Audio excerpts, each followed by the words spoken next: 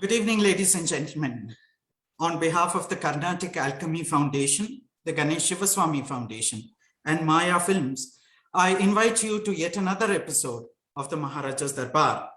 This is a series of webinars which commenced on July 18th, and this was to coincide with the birth anniversary of the last Maharaja, Mysore, His Highness Jayachamarajendra Wadiyar.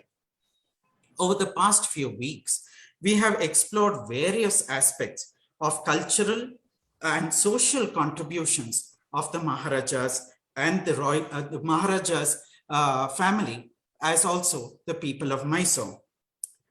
When I looked at the title of the talk for this evening, it reminded me of a conversation between a king Vajra and a sage Markandeya in the Chitra Sutra, which is one of the books in the Vishnu Dharmottara Mahapuranam.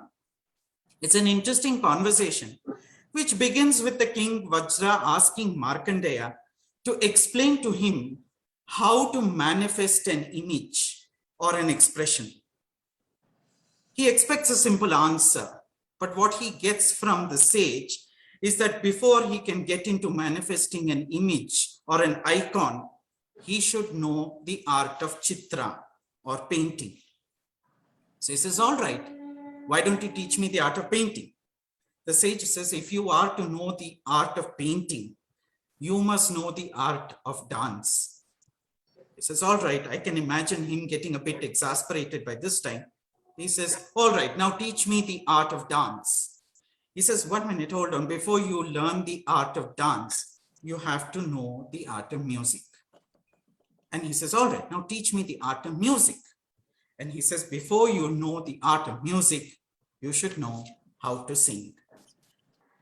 Ladies and gentlemen, the Vishnu Dharmottara is in the introductory paragraphs of the Chitra Sutra.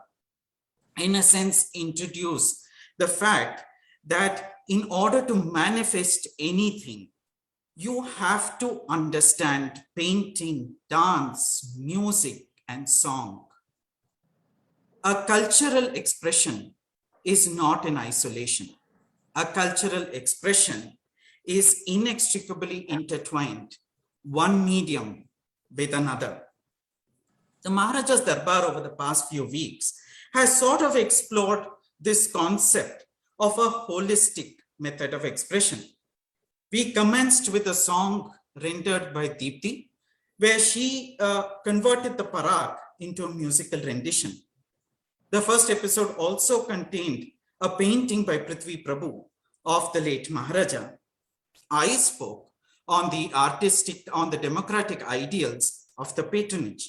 We also had Yashaswini Sharma, who spoke on the empathetic conduct of Jayachamarajendra Wadiyar.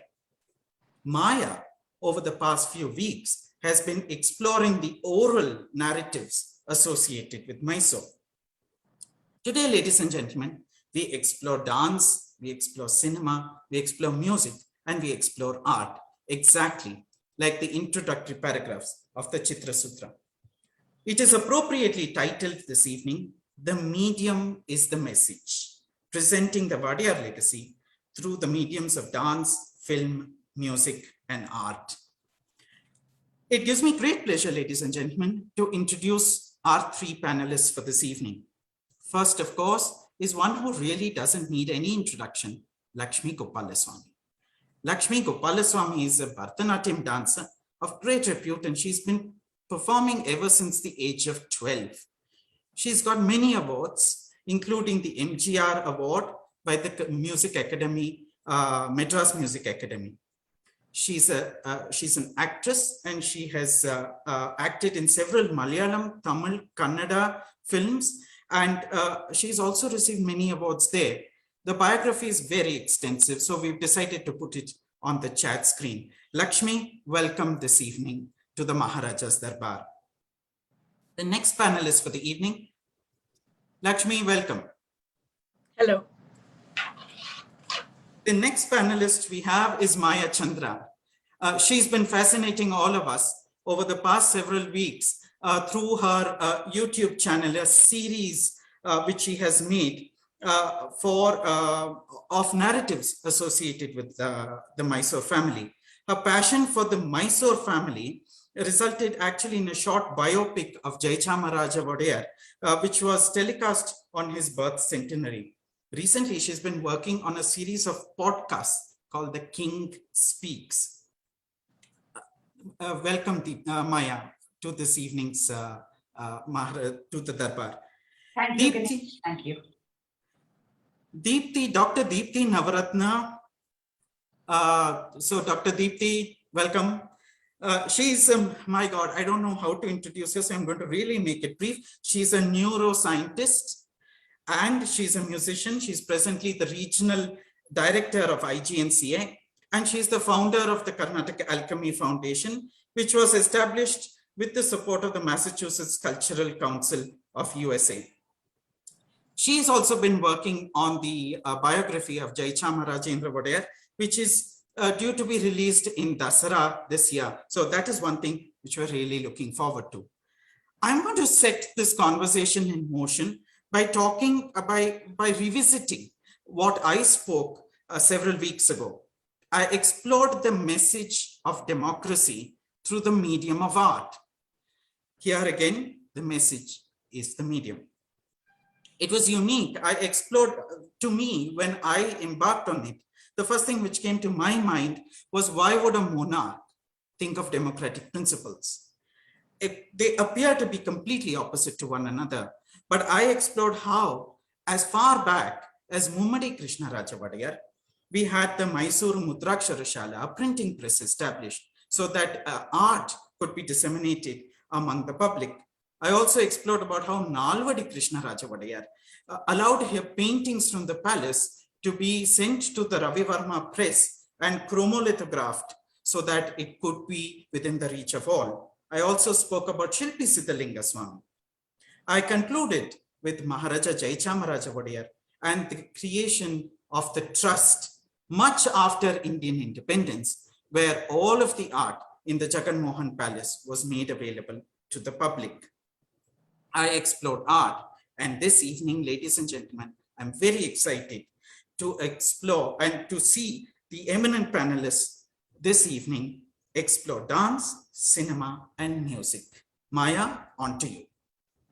Thank you, Ganesh. That was such a wonderful introduction to all of us, and how the medium of the message actually fits into the context today, isn't it? And from the Vishnu Purana, well, it was right there. Forget about Marshall McLuhan speaking about the medium is the message, but we had it right in the Puranas. And that's what the beauty of the Indian heritage and legacy is all about, isn't it? So it's wonderful to be here and wonderful to discuss about the legacy of the late Maharaja, the last Maharaja of Mysore, Jayachamarajendra Wadiyar. And the conversation, let's get on to the conversation directly, I think. You've introduced the work that we have been doing. We try to get together the oral histories, the oral narratives about the people who are living in this legacy today. And with the wonderful support from the family of the Maharaja, we have been able to document about 4 episodes have gone online. The 5th episode is due this tomorrow. And the YouTube series will continue for another couple of episodes, exploring these oral narratives. But before that, much before all of us got into this, I think, we had Lakshmi, who has choreographed an entire performance documenting the legacy of the Wadiyars. And this was way back in 2016, I think, isn't it, Lakshmi? Actually, 2013. 2013, that Lakshmi and her colleague, Dr. Satyanarayana Raju, both choreographed a very, very powerful dance performance, a Bharatnatyam performance, documenting, disseminating the legacy, the 800-year legacy of the Wadiyar dynasty. So Lakshmi, how did you actually come about this concept? How did it really come about? Hello, everyone. I must confess that I'm very humbled and really honored, though you say very nicely that, lightly, that this is just a webinar, but I'm very happy to be amongst these illuminaries, and I mean it. Thank you so much. This a subject is really close to my heart. I do not claim any scholarship over it, but there is a lot of passion and it warms my heart when I read about the Wadiyars. And talking about our production, Satyanarayana Raju, my colleague and me, we were commissioned on a project by the Narada Gana Sabha, which is a very old Sabha in Chennai, for their annual thematic festival. 2013, the theme was Bhupala Bharatam, which means kings who did good, not just kings of our country, but kings who contributed a lot towards the welfare and well-being of their citizens. So us being from Karnataka, there were 6 dynasties they chose, and us being from Karnataka, they chose us to work on the Wadiyar dynasty, which spans about 600 years. We were given a scholar for reference as a guide, and then, and on top of that, we could build on it. So Vikram Sampath, the very established and reputed author, was our guide. So that's how I started reading up about the Wadiyar dynasty. Of course, being coming from a family where I've had a lot of Carnatic music exposure. My mother, Dr. Uma Gopalswamy, is a musician.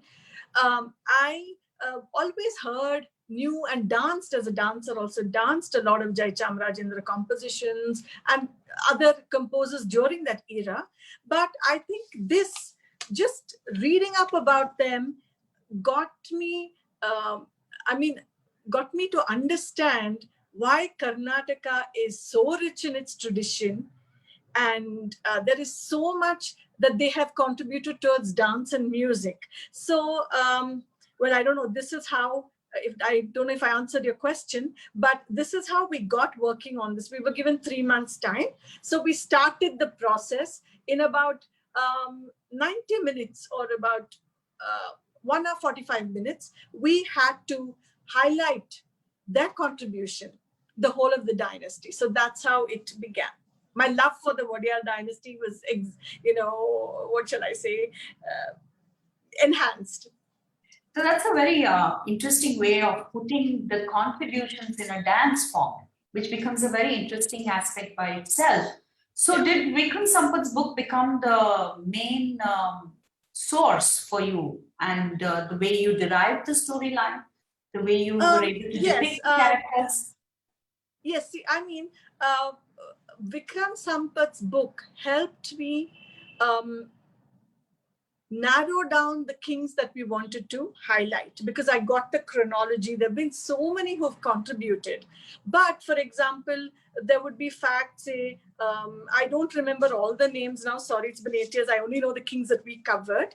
But for example, one of them was very good in administration and had 18 departments in their parliament. They formed a little parliament. Now, how do you show all this in dance, right? It's not just about things we were excited about, or somebody introduced an elaborate tax system. How do you show that in dance? Is it conducive to the stage? So we have to keep in mind what will work in the dance format, what would look nice visually, and easy for us, relatively easy for us to dance. So keeping that also in mind, and keeping the cultural contribution in mind, we narrowed down this whole dynasty to 6 kings.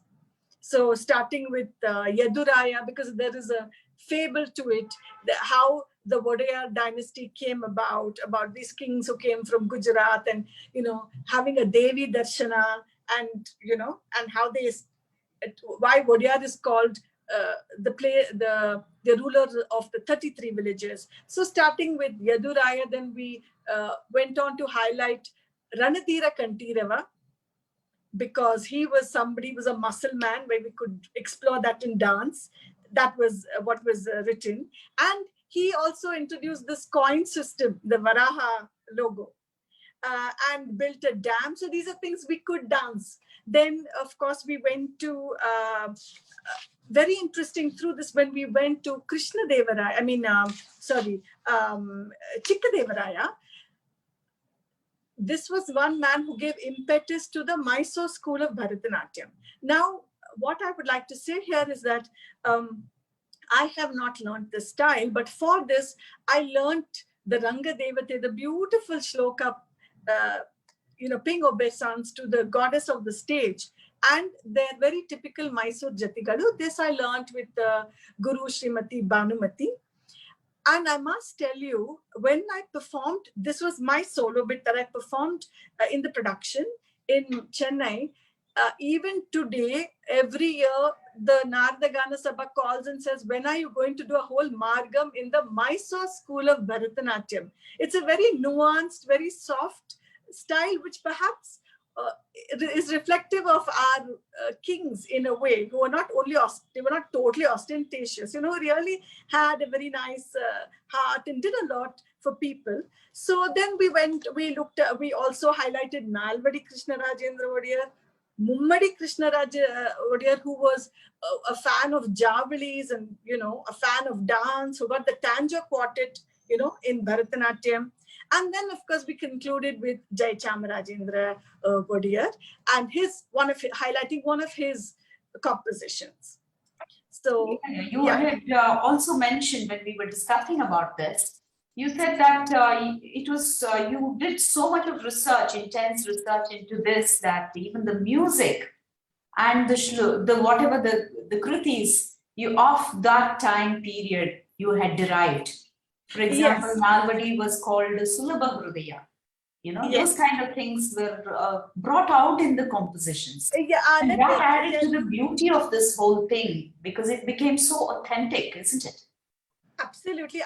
That was very heartening. I do take pride in this. It was really my first proper big research project.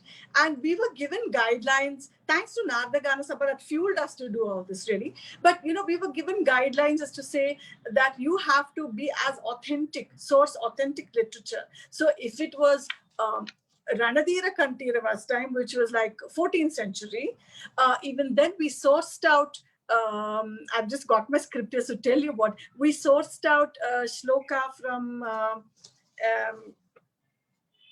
Govinda Vaidya's Kantirava Narsimha Vijay, which talks about how he looked after the artists and etc. And then as I said, for each of the kings, we got literature, either shlokas pertaining to that king, in praise of the king, or something composed by them. For example, you were talking about Paraku, about Deepthi, Dr. Deepthi, who has sung it. So we have also used Paraku as a welcome to show the darbar of Mummadi Krishnarajendra Wadiyar. Actually, could you share that visual, if you don't mind, please, so people will get an idea, because we did that. Why don't you step into the conversation, because both of you, so I we think, did it have as a lot of things in common. So we actually used, you see that, and then I will continue.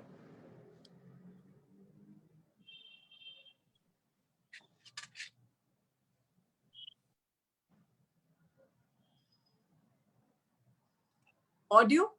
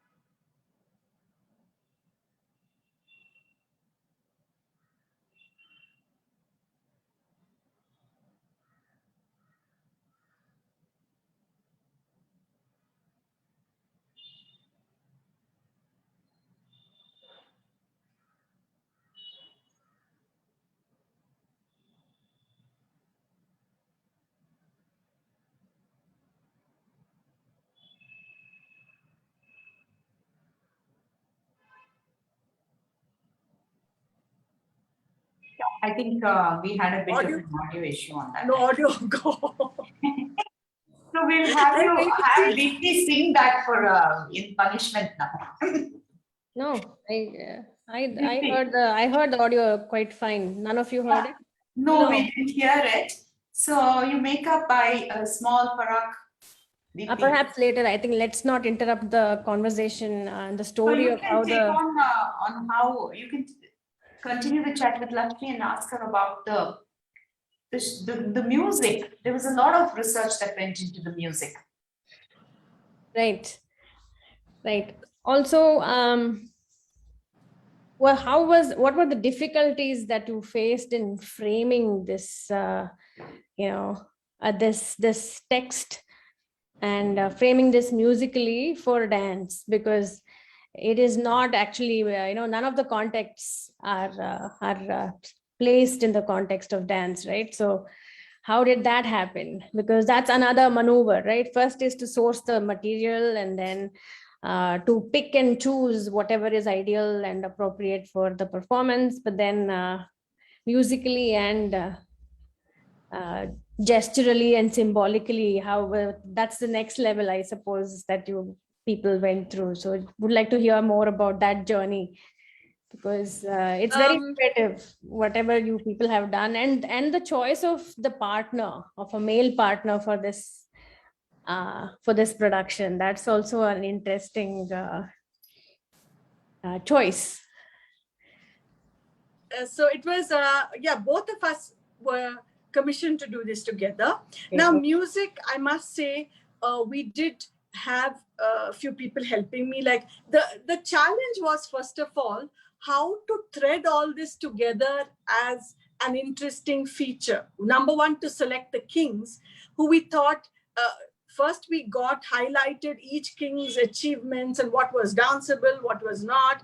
Now, after that was like, how are we going to source material? How are we going to get texts to support what we are saying? And even like how is our introduction going to be? So it was, I must say, with a lot of sleepless nights. Actually, for the 3 months, the last 20 days, magically things just came in together, including choreography, including in music. We thought, let's start with, to introduce the Wadiyar dynasty. What better than the Dasara celebrations, because that's what all of us identify with. So we took, I think, Mysore Vasudeva Raja's Mysore Vasudeva Raw's Swarajati. This Sani Pagari Sari Gari Pagari Sani Pati. I don't know if you've heard that. Is it Mysore Abuda? Yes. So we took that as the theme, just took 2 lines because it was again one of the court musicians of the Wadiyar dynasty. And Mysore Vasudevachar, sorry, goodness gracious, Mysore Vasudevachar. So we used that, and with that brought in the whole procession, the Chamundi, the Ambari, Chamundeshwari goddess. Excuse me, sorry. Yeah. And then we had resource one. We also had several people helping us. Sorry about that. Could you just give me a second, please? Absolutely. Deepthi, I think we can continue with that while Lakshmi gets on with this. One of your music performances, music videos, you've been exploring the kritis of GCW and the legacy. Must have been an interesting journey, and now it's all culminating into a book also. So the journey has been quite exciting, and we've been with you on this journey. It's really nice how this medium is now being explored, and you're able to disseminate the musical genius of the Maharaja. Right. Of course, the notations were available in Kannada when I took up this project, and of course, my fascination with the compositions of the Maharaja started when I was 8 or 9, and I had learned several of his kritis in Vasanta, and and Hindola and the more popular compositions. And I sort of had digressed into other creative journeys. And interestingly, when I was in Boston, the Mysore journey began in my life, and I was rekindled, several things rekindled my interest in the Maharaja's compositions. First thing was I was looking at intercultural encounters and exchanges in the Mysore court, and musical exchanges in the Mysore court, and several of the compositions that he wrote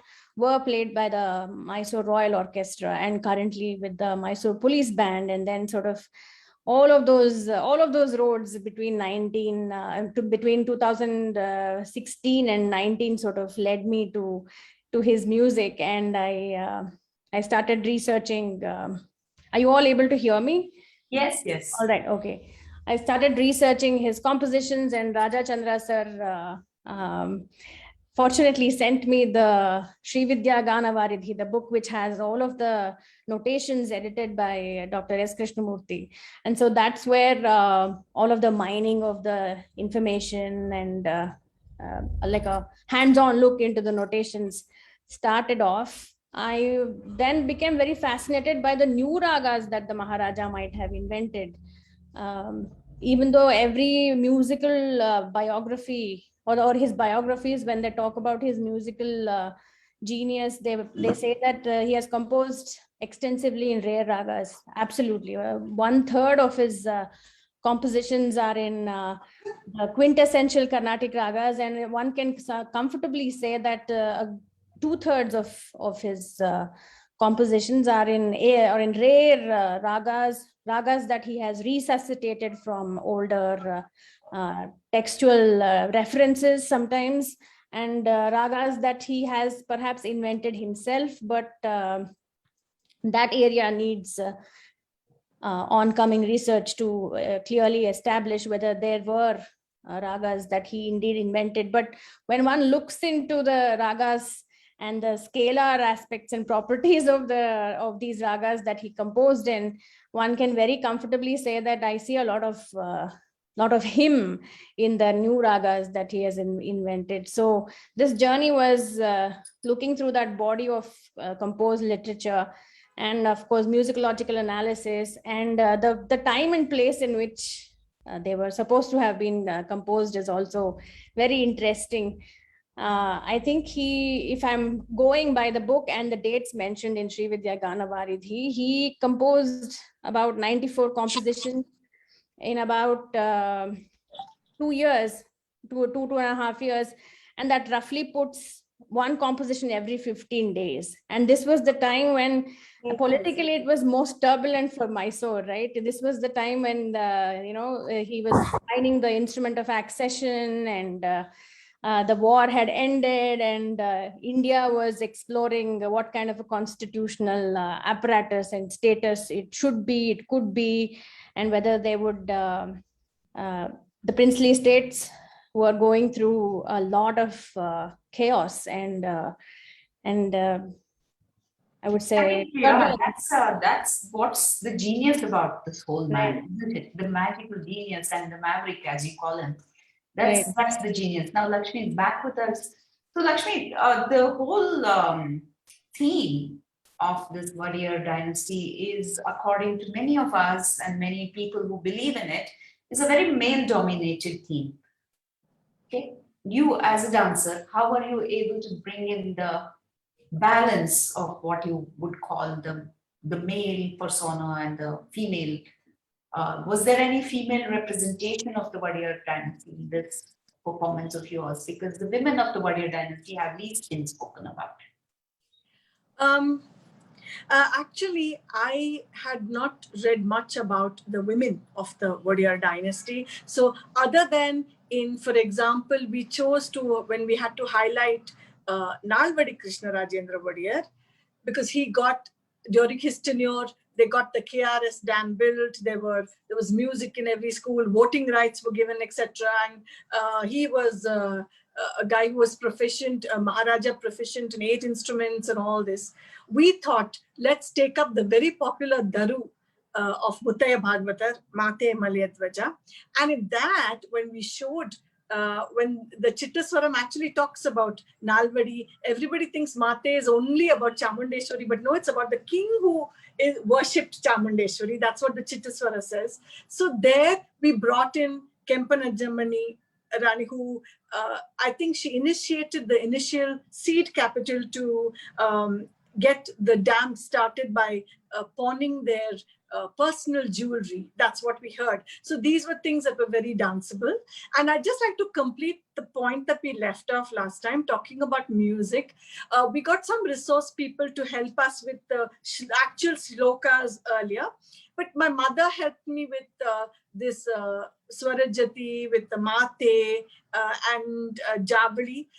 Professor Srikantam Nagendra Shastri helped us with Mummadi Krishnarajendra Wadiyar's Javalis. Then we got the authentic Mysore school Jati Gadu from Banu Akka, the late Guru Srimati Bhanumati, one gentleman, Mr. Karthik, who got inscriptions, which we tuned, and our dance musician, Mr. Srivatsa Chandelier, who with his experience helped us put it together. Some places we did use alap, some places we just used, saying Ranadhira Kantirava, enunciating that. Word, yeah. So we needed a dance musician also who could help us make it into an effective dance production.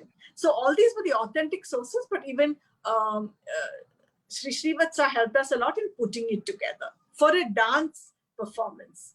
And of course, we had Vinesheshan as Tillanas and all that we used, which we could use in this. So that's what it is. And talking about the women, I think now it's egged me on now to research and probably find something to highlight them, because actually when I chatted with Maya in a couple of days ago, that I realized that there is so much the women have done, and I actually have not been exposed to that except Kempan Anjamani. So I think that would be a great production, and it would be great to showcase what they did. Yeah. No, they were a very strong force in the Wadiyar dynasty, the women, and that's also the subject of my next venture, as I told you. And I think between Deepthi, you and me, we should have a collaborative venture on the women of the Wadiyar dynasty. It requires them to be documented because they were such a strong force next to the men. I wouldn't even say behind the men, next to the men. And right from ages, I think it's been a very fascinating journey of the women who've never ever been documented. And that's what's the fascinating aspect. And I think we should take it up as our next venture. What do you say, Deepthi and Absolutely, absolutely. Much needed. And also I was intrigued by what Lakshmi said about the inscriptions. So you also took some inscriptional literature and composed it. Yeah, yes. For example, that from when we studied, just a moment, I have to refer to this. When we, one is a Paraku actually, which apparently they got from an inscription. And also this Chikkadevaraya Binnappams, we had selected 2-3 inscriptions, but I think we looked through that, but I think what came into this was from the text. But we did refer to a couple of inscriptions to see what we could, whether there was any that would praise the king. So we did look, let me correct that. We did look at inscriptions, but I think we have not put any of that into our production because we had to put everything, abridge everything. But we had this resource person, Karthik, who referred to inscriptions. And for example, if we wanted to check a fact about, whether they did something good or whether there was, suppose that Baraha coin thing, they sourced it. He quoted an inscription and told us. So that's what I meant. And I'm very sorry, I have to apologize. It's only Srivatsa, Vidwan Srivatsa. And I said Chandelier, that's a photographer, sorry. So I correct myself. That's fantastic. And, that space, the Mysore music and textual literature space is so rich that I'm sure there's enough for a whole Broadway production if one actually puts their heart and mind to it, for sure. Yeah. And actually, Maya, I must add here, this Kaya Shri Gauri, we used to, every time we have ended it with this, one, by default, we're getting a standing ovation because people will stand because they know it's the Nadu Geeta, it's something like an anthem. But, well, that's in good humor. But I cannot tell you, like, say, my mother's generation, every time we have done this production, many of them are teary-eyed because they've all sung this in their school, in their school prayers. Yes. And or many of them who've studied in Mysore are from, or who know the Wadiyar dynasty. It's very, very nostalgic. So, and just the tune and the sahitya and all that, what I felt is it opened my eyes to, it really humbled us, this whole reading up about them, how empathetic they were and how large-hearted they were actually. Compared to the culture, I feel now, where it's all about glitz and glamour and show and unapologetically flaunting your wealth, they were really, even compared to many of the other royal families, I think they were quite different. Yes. Yeah, I know. That's the very, very important point of the kings of the dynasty, isn't it? Yes. Actually, music is sonic history. So mining history from music is much easier than actually using music and text to showcase history with the reversal of this journey, right? You have a body of song and saying that, you can actually mine so much from the music, its complexity, its tuning and its lyrical content. It's far easier to mine historical nuggets from a body of song than it is to what you have done with that production. It is to use all of these parikaragalu, as they say, all of these samagris to to showcase history, to recreate vignettes from history. It is an incredibly difficult job. And like you said, it has to have multiple, it is an interdisciplinary pursuit for sure, with people with multiple skill sets coming together to fill up the whole thing in celluloid color, technicolor rather. Technicolor. Yeah. Right. So which is very interesting because we've explored that angle also. We've recently started exploring that angle also in terms of documenting oral history of the people who are living on that legacy of the Maharaja, isn't it? So Yes. that's where this all started, this effort started, and it just culminated into an interview series, which Wonderful. is going on very interesting because the amount of information that resides in the minds of the hearts of the people who are living with this legacy is absolutely astounding, and it has never come out. And the medium for it to come out again is the video medium. And today's YouTube generation, Instagram generation requires this kind of a content blended into this kind of a medium. Right, And absolutely. this is our 5th episode, is going to go on tomorrow. And I think it's been a very humbling experience to sit in front of the people who have been the daughters of the Maharaja, the son-in-law of the Maharaja, and tomorrow we have another mega event. So this is bringing out all the history that existed as they saw it through their eyes, and it cannot get more authentic than this, I feel. And it's been giving me a lot of interesting insights into this dynasty, the way they lived, the way they are living today, and what has been the dynasty and the learnings that we can take from the dynasty. And also set right certain myths and misconceptions that have existed over the years about the Wadiyars. And I think the video medium is becoming a very, very interesting medium for me to explore that and put this across to the audience that is so hungry for good digital content there. Right, absolutely. That has been a very. Can I add something here, Maya? Yeah. I'd just like to add, for me, my exposure has actually only been through working on this production. Then I got to, I did another production working on the rare composers during that time, etc. But in a nutshell, if we have to, I felt what a big takeaway for me is, and perhaps I'm just adding this because we're trying to bring this out into today's gen, right? Into the world today. It's not just a bunch of historians sitting and talking about Wadiyars. We want to really popularize and bring their legacy alive and aware, get people to be aware. For me, I felt after reading about them and, exploring the cultural contribution, I actually understood why a Kannadiga is the way he or she is.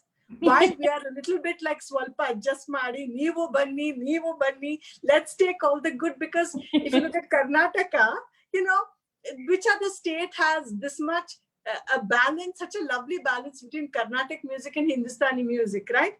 And I think it's really the Wadiyar dynasty. How did we have, we had our own Bharatnatyam tradition, but we also had the Tanjavur, the Pillais, the Tanja quartet coming in. So many, the basic and the Western classical music. We have all of that in Bangalore. You have an equal proportion of everything in Karnataka, actually. So I think I must say it is really, I would like to say it is because of the ethos and the culture of the Wadiyar dynasty that we are also kind of accepting and inclusive, So I felt it, and I feel that's what has made Bangalore one of the cosmopolitan cities for a couple of centuries, I think. Yeah, absolutely. I think it was Aristotle who said that the goal of art is to show the inner significance of things. Wow. Yes. So that's what you're saying. That's right.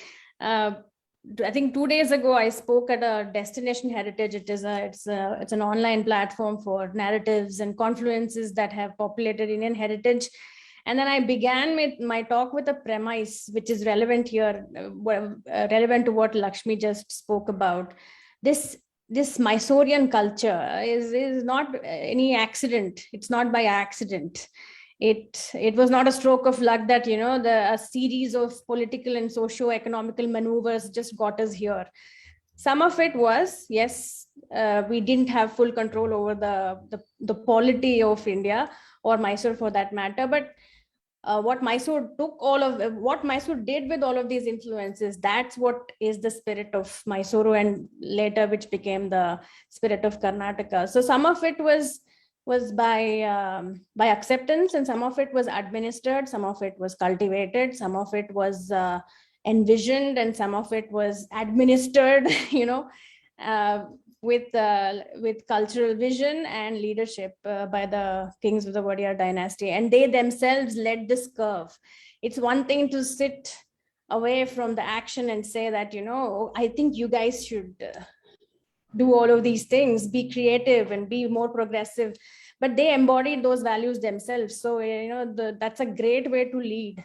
When a scholar, a musician, and adroit pianist says, this is the way, I'm sure he didn't need much cajoling and coaxing to show the value or the inner significance of things, as we say. Absolutely. And another fascinating aspect of this whole legacy are the speeches, Yes. The speeches which have been left behind, where people have hardly read them or understood them, and there is so much of meaning and context and the language, the beauty of the language, the flow of the words. I think that was a topic that became very amenable to today's podcast. And this is how Mr. Rajachandra and myself have been trying to bring out the speeches in a podcast medium. And the podcast, I think, as with every other aspect of the dynasty, the speeches have a lot of learnings for the people of today. A lot of things to be learned from that in terms of the beauty of the language, the way speeches were written, the way the message was communicated to the audiences. And I think this is a very, very effective thing to be bringing out. And I chanced upon his speeches and I said, wow, this is something that the public really needs to know. And with the help of Mr. Rajachandra, who's been giving a very, very detailed introduction, we are podcasting these speeches in a podcast called The King Speak. And I think this is a very, very interesting medium to explore. That's actually genius. It's actually genius to sort of take those speeches which are in a written visual format and bringing them alive in a medium, and also for digital format that is very, very highly accessed by the new generation. Like Lakshmi said, some of the goals of all of these exercises that we're doing at the Maharaja's Darbar also is sort of garnered towards rekindling a conversation about these things on a mainstream platform. So how has the response been, Maya, to the King Speaks? And what demographic do you think is sort of listening to these podcasts, and any feedback, any striking feedback that you've received that striking feedback, of course, has been that this has been a very wonderful initiative, because it's the speeches which are getting translated, and hardly anybody has even read about these speeches, and each of them are gems. Just to say it in a very small word, but it's a gem of a speech. So there's been an overwhelming response, and I think it needs to move on. I mean, we've finished a couple of episodes, and I think by the time we arrive at Dasara, we will be having a very, very significant amount of podcasts. Dasara special itself is going to become a very important podcast in that series, where we're going to be looking at that. And even on the YouTube, you asked about what is the audience who's been looking at this. It is the younger audience which is reaching out and looking at this. It's not only just the people who remember the Maharaja, it's also the young generation, maybe the 25 plus onwards, the youngsters who are looking at our YouTube series and who have been putting very wonderful comments on the series in terms of understanding what is it that goes on in the lives of the people who have seen this legacy. And it's going on, and I think we are coming up with two more very powerful episodes with Mr. Rajachandra, who's going to be talking about the birth of the prince and the curse and those kind of things, where there are a lot of myths and misconceptions around it. Right. And it's a great way to relieve all of that and to give out the story from the people who have been there. Right. And it takes what is written and reinterpreting that in a different medium, sort of somehow garners a new meaning, a new purpose, and a new application also. It sort of it sits in a whole new idiom. Yes, absolutely. It's been a wonderful experience and initiative on that. I think he's online now. Mr. Rajachandra is online. Maybe we can ask him to come on and talk a few lines about his experience of being in front of the camera, in front of the microphone, doing the podcast, reading the King's speeches. Yes. Mr. Rajachandra. I think, several of the speeches are administrative speeches, right? They have been dismissed in the past as, the realm of people who want to study what are the administrative successes of a certain king and so on. But when somebody like Rajaji, reads it as a lens into the lives, and it takes a whole new meaning. So, sir, we'd like to hear from online now. Yes. Good evening, everyone. Good evening, sir. First, so all of my friends said, but except Lakshmi Gopalswamy, though I met her a couple of times, and probably I've seen her dance form of Wadiyar at least 3 times, if I'm not wrong. And the last time probably was at Chavdaya Memorial, when I was also given the responsibility to honor the artist in the end of the show. Oh. Probably, I don't know whether she remembers or not. Anyway, I've been hearing about my name being dropped in here and there by Maya and Deepthi. But on the whole, Maya knows it very well. I'm a very reclusive person, and despite that, she has dragged me in so many times. I can only say that, it is for the people who have watched or listened to comment on that. I am the last person to say.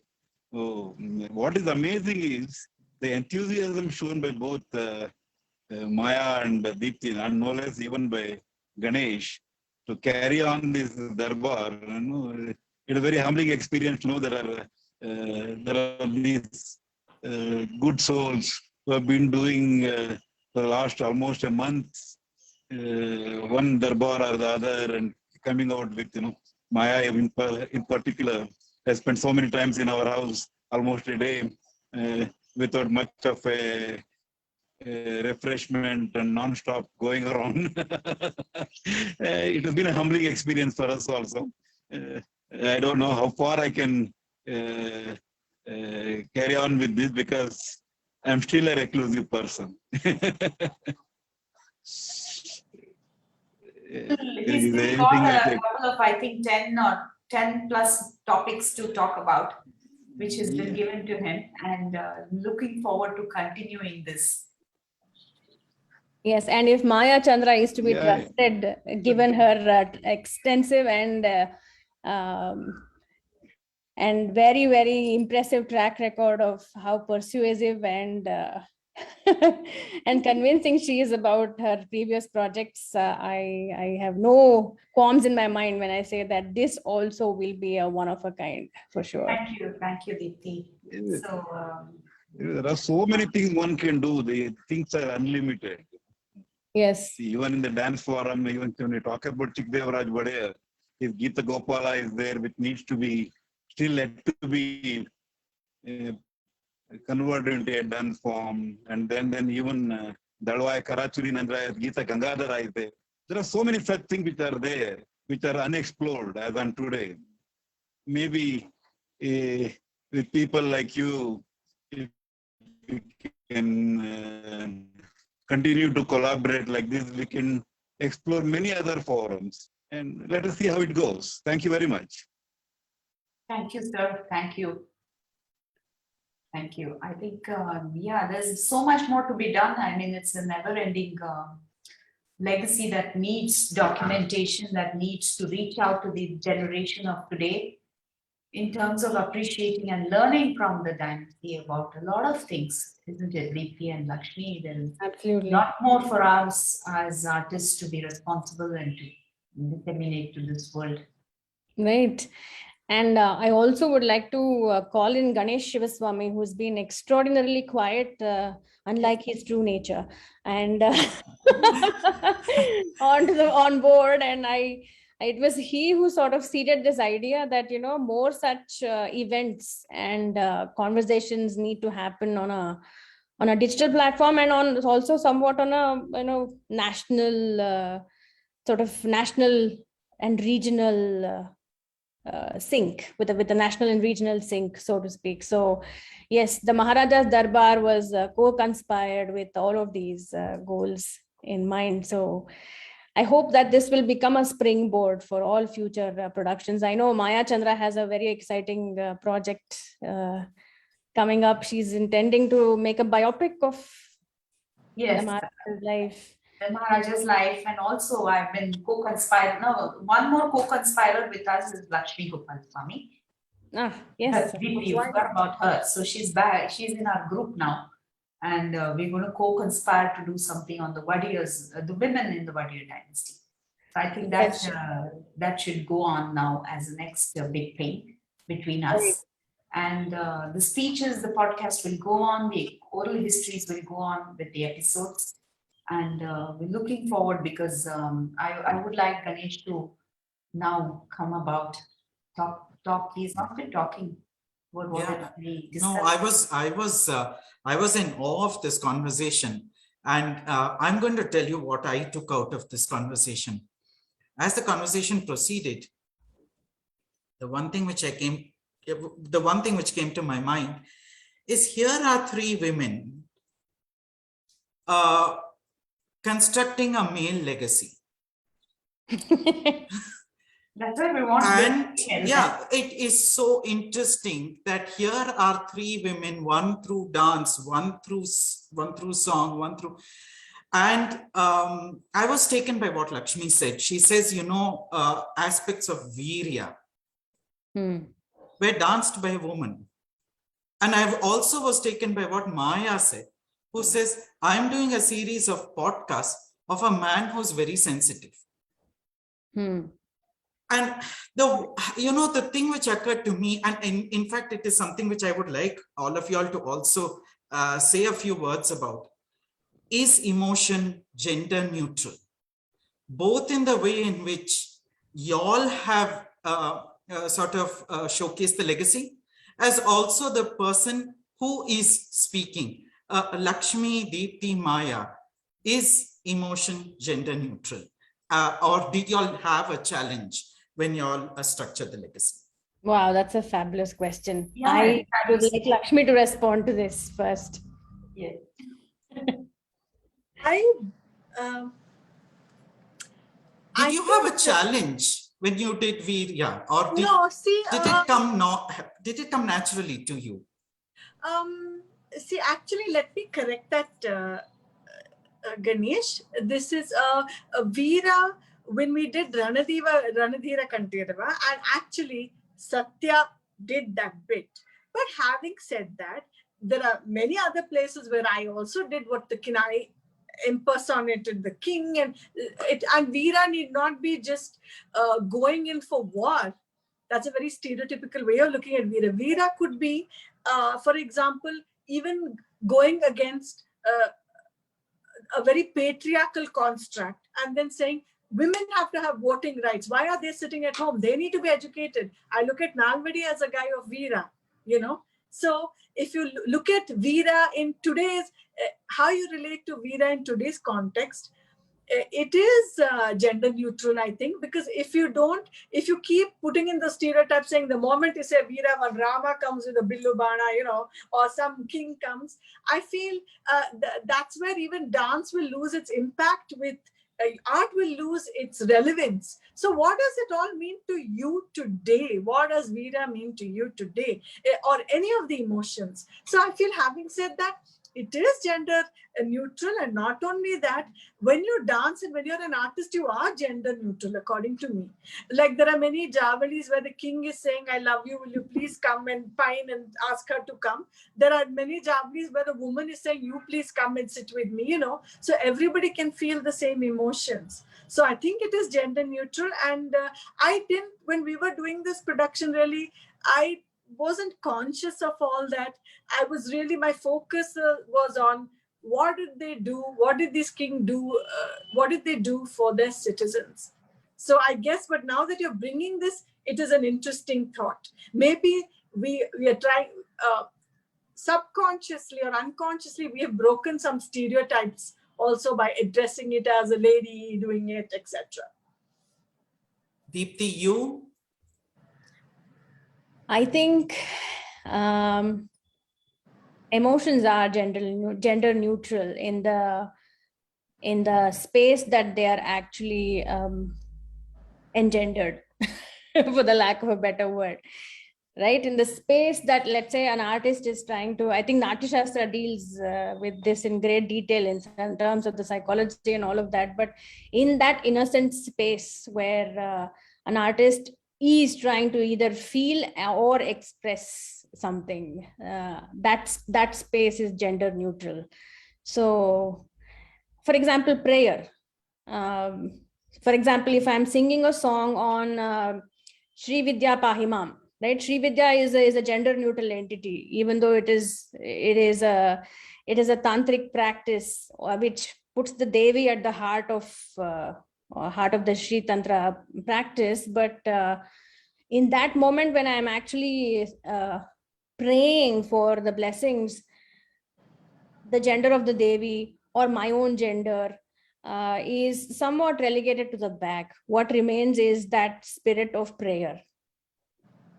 And that thing is not gendered, I feel. Yeah. Maya? Well, I think for any artist, like both artists have spoken, making films and being in this medium, I don't think there's anything gender sensitive about it. Here is a man, here is a legacy that, for me, it needs to be disseminated. That's it. Whether it's male, female. Now that's why we've taken on the female aspect of it, where I want to start work on that aspect, where the women have contributed so greatly to this entire legacy. And they have never ever been featured anywhere, except for a small thing about the Queen Regent. But apart from Queen Regent, all the other Maharanis and women have been great contributors. So for me too, that whole aspect is very, very gender neutral. There is nothing like that. Even in the speeches where I do the introductory contextual of that speech, and Rajachandraji is reading the actual speech, because I thought it comes out better when a man reads it out. And he, being the son-in-law of the late Maharaja, I think that it could not be a better match than that. Because the emotion can be right, the context can be right, and the recitation can be right. So that's how we divided that podcast bit. But whereas the other work is concerned, I don't think gender ever plays a role in that. That's interesting, Maya. I'm dipping into the questions on the Facebook page. There's a question from Prithvi Prabhu. He says, very interesting conversation. A question to Lakshmi ma'am. Did anyone amongst the royal princesses and queens of Mysore learn Bharatanatyam? Because I have heard of queens and princesses who have learned music. Yes, Lakshmi. Wow. I don't know. Wonderful question. I am not sure. I would like to research this actually. Very interesting that you brought this. It never even occurred to me because we knew a lot of court musicians. We knew a lot of very respectable artists who would come, even women dancers were patronized. But I don't know about any of the royal family learning music. I haven't heard about it, but it's definitely worth a question looking into. Thank you for this. I'm sorry, I don't have the answer now. Ganesh, in fact, in one of the episodes, Maharaj Kumari Kamakshi Devi Auru, she mentions that her mother was a very great singer. And I don't know about dance, but there is a slight mention of dance somewhere in the episode. But she mentions more that that she was a very, very good singer.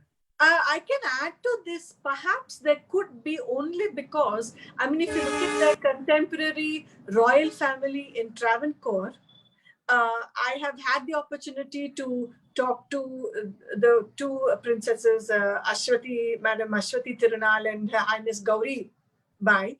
And they tell me that they all learned dance, but they would do it in private. They would have dance teachers come. They would learn dance because as most girls love to dance. They like to start with dance and then music. That's what I have seen in my experience. So I would guess that maybe they would have learned, but in their private quarters and not exhibited it, but maybe just for their entertainment or their love, they might have, but it's worth a question looking into. In fact, yeah, that is true because royal women usually never performed in public. There's a very interesting photograph of Ravi Varma's daughter Mahaprabha posing for a painting, which is so rare because no royal girl would have posed for a normal generic painting. Of course, a portrait is one thing, but that's very interesting that, yes, you bring that up.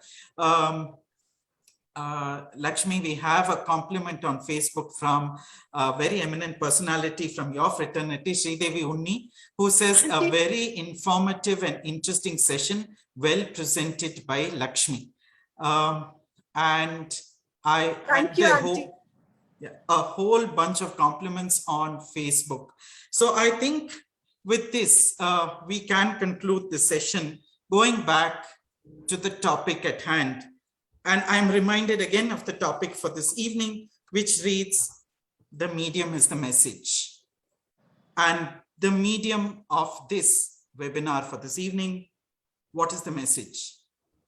It is fine to have empowered women and sensitive men, for emotion is gender neutral. And with that, ladies and gentlemen, I hand it over to Deepthi to conclude. Thank you very much, Ganesh. I guess I have nothing much to add to whatever was expressed on this format and platform and medium. And I guess the message of today's deliberation was to look at how cultural expressions have taken the legacy forward in ways, their own cultural enterprise, the cultural enterprise of the Wadiyars, the kings themselves, and the enterprises that they fostered in their courts so well and with so much care. These expressions, be it the music that was composed in the Mysore court or the dance traditions that were harbored in the Mysore court, the artistic fine art traditions that the Mysore court had, and the literary traditions that were so powerfully bolstered by the presence of the Wadiyar kings in Mysore. All of these expressions in various mediums have actually contributed to a long-lasting presence, and they have also been responsible for the dissemination of their legacies way beyond their presence on the Mysore Gaddi. So, and in fact, when we think of in the colonial era, right, there have been certain stereotypical thinking. When you think of a king, you almost think that he has to be this testosterone-ridden figure in history who has to fight wars and maybe even die a Veera Marana on the battlefield. That is the stereotypical notion of Veera, of Valor. And any other kind of leadership on the part of the king was almost dismissed by colonial narratives that, who were these vassals of the British Empire? They were just princes. There's a lot of literature written with those kinds of biases in history, in Indian history. But the truth is sublime. The truth is that the Indian soil has produced quality kings in its ranks. The truth is, I don't know, just to make a comparison, I don't know if King George ever wrote an aria, or if King George was a philosopher and wrote a very, scholarly text on, let's say, Western philosophy for that matter. There was, in the West, there is always a distinct difference between the men of enlightenment as we understand them and then the kings. And the king, that separation is known in world history. But in India, you find that there's a large body, there's a large list of kings who were scholars, who were musicians, who were composers, who got into the arena and experienced that flash of the divine themselves when they performed art, when they wrote music, when they interpreted older texts, when they took a hermeneutical approach to like an older Hindu philosophy. So these aspects of our history is not very well documented even today. So very few books there's a lot written about the Mysore dynasties, and the administrative history of Mysore is very well documented, but there is not enough said or spoken or challenged nationally and internationally about the lives of these kings and princes. And some of their cultural expressions in the various mediums challenge those notions. They challenge those stereotypes that people may have had in the past, that the Maharaja was this vain, vestigial figure who simply languished in his palace and did nothing, right? We have, there are a lot of movies also with those stereotypical messages. Shatranj Ke Khiladi, where this king plays chess and he's lost in that he can't quite realize that his kingdom is being, pulled right beneath his legs. So these deliberations, these mediums have also a role to play in the way we cast history into the future. And the Wadiyar kings have been extraordinarily foresighted in that manner also, in democratizing this art and letting that art go its way and have its own destinies. So I think in an extraordinarily broader sense, the purpose of that art has been consummated, or that journey will be culminated when its inner significance has been showcased. So with that, I suppose all of you who have joined us on the Facebook platforms, I hope you had some food for thought, and had the discussions with Maya Chandra and Lakshmi Gopalswamy must have been quite eye-opening as to how to use all of these mediums to showcase history, to take a walk down the past, so to speak. So I thank Maya Chandra, I thank Lakshmi Gopalswamy for your inputs and presence. And I also thank Ganesh Shivaswamy, our ever charming host, for introducing us and for being the Sutradhara behind today's program. We have tomorrow, which is the very last day of the Darbar, we have a mega grand finale. We have all the grandchildren of the Maharaja coming together and discussing about the relevance, the significance, and the dilemmas that they face as being the inheritors of this very, very long and complicated legacy, so to speak. So please do tune in to us tomorrow at 4 p.m. The program will also be broadcasted on the Ganesh Shivaswamy Foundation's page.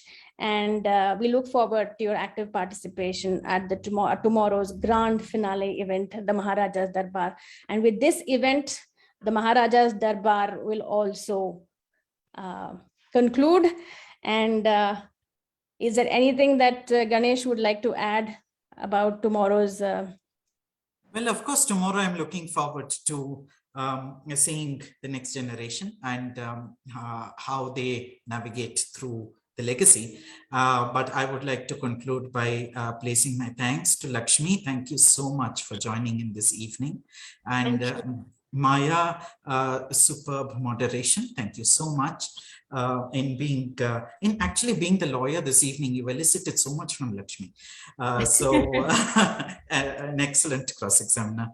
Deepthi, thank you so much. And Rajchandraji, thank you for joining in on the Zoom platform. Maya, I think we're really looking forward to tomorrow's grand finale, where for the first time, I think, ever we've been able to get a galaxy of the grandchildren of the Maharaja to come on at one time and interact and have a freewheeling chat, as we call it. Yes. In terms of living with this legacy. I'm so excited to be there tomorrow. And Lakshmi, we invite you also to come and join us on this. And I'm looking forward to it because there's been a lot of excitement around this, and all the grandchildren are, packed up and waiting for tomorrow. And it's a grand finale of the Mysore Darbar. Thank you for making me a part of this prestigious event. Thank you, Deepthi. Thank you, Ganesh. And thanks a lot, Lakshmi, my dear. Thank you. I really enjoyed this conversation, Maya, and it's so relevant because, everybody thinks history is archaic and you have to just shut these books and they don't belong to you now. But more than ever, they need to know what greats have and great ideologies have existed before us, Yes. And if this comes on YouTube, and I hope it gets popular, and I hope more people have access to this information, I think, it's something like what they were saying. History is not the past, it seems. History is what remains in the sieve after centuries have passed around through the sieve. Wow. That's what a British writer once said about history. And I think this is what we are trying to retain in the sieve and trying to disseminate to the world in front of us. Thank you so much. Thank you all for being part of this. Lakshmi, if I can suggest, even there are many comments on Facebook also asking you to maybe bring this production back. Maybe this Dasra or the next Dasra. Have this production back. I would love to. I love performing this really because it's really coming from the heart, and it's it is a beautiful experience every time. I hope we get a platform. In fact, ironically, we've never performed it for the Dasra. We have performed it in front of Queen Pramoda Devi, but we've never performed it in Mysore. I hope we get an opportunity. Yes. We hope so. Thank you. Thank you for your vision.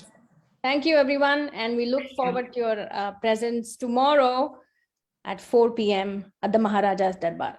Namaste. Namaskar.